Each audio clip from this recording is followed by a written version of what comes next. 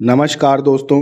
जैसा कि पिछले वीडियो के माध्यम से मैंने आपको जानकारी दी थी कि 12,460 शिक्षक भर्ती से संबंधित जैसे ही लिस्ट आ जाएगी, हम आप सभी को उसकी जानकारी से पूरी तरह से सच्चाई से जो है वो अवगत करा देंगे।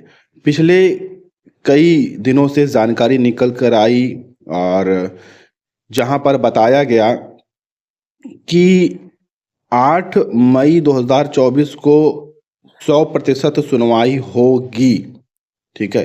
इसके लिए कुछ टीम के माध्यम से जो लगातार टीमें कह रही थीं, जैसे कि Ravi and team, Vivek Niranjan team, इन लोगों के माध्यम से ये बात रखी जा रही थी कि हमने केस को मेंशन करवा दिया है।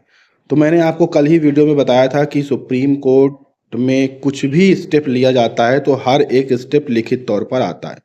उनके माध्यम से कहा गया था कि हमने 2 तारीख को मेंशन करवाया है। तो 2 तारीख की जब मेंशन लिस्ट देखी गई तो उसमें 12,460 शिक्षक भर्ती का मामला लिस्ट नहीं था, यानी कि उसमें मेंशन नहीं हुआ था।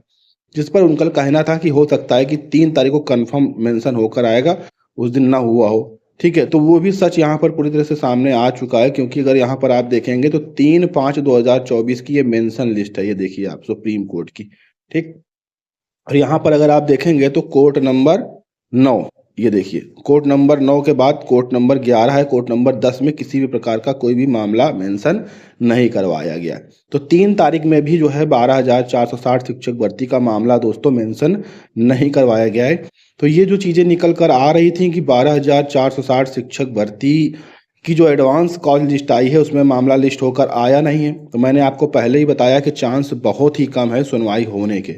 लेकिन जो लोग लगातार ये कह रहे हैं कि सुनवाई होगी, वो इसलिए कह रहे हैं ताकि उनके खाते में आपके द्वारा रकम जो है वो पहुंचती रहे। हमें इस प्रकार का कोई लाभ मिलना नहीं है, इसलिए हम आपके साथ सच ही केवल शेयर करते हैं।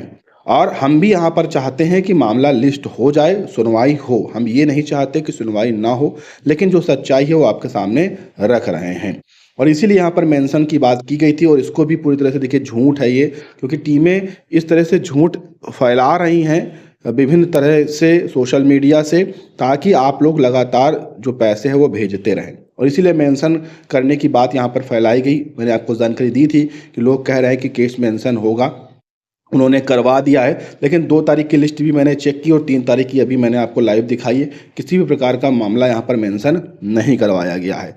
अब आप यहाँ पर समय बचा हुआ है आज का, ठीक है, आज का यहाँ पर बचा हुआ है फ्राइडे और कल सैटरडे। आज देर शाम तक या कल में जो लिस्ट आनी है, ठीक है, अभी एक मिसलेनियस जो लिस्ट आनी है, अगर उसमें 12,460 शिक्षक भर्ती का मामला लिस्ट होकर आ जाता है तो बहुत ही बड़ी खुशखबरी होगी कि मामला लिस्ट होकर आ गया। ठीक है, नहीं आता है तो आप फिर विश्वास कर लीजिएगा और कंफर्म मान लीजिएगा कि मामला जो है 12,460 का वो 8 मई को नहीं सुना जाएगा। फिर अब ये मामला सुना जाएगा सीधे अब 10 जुलाई के आसपास। ठीक है, तो जो भी चीज़ें होंगी हम आपके साथ शेयर करते रहेंगे।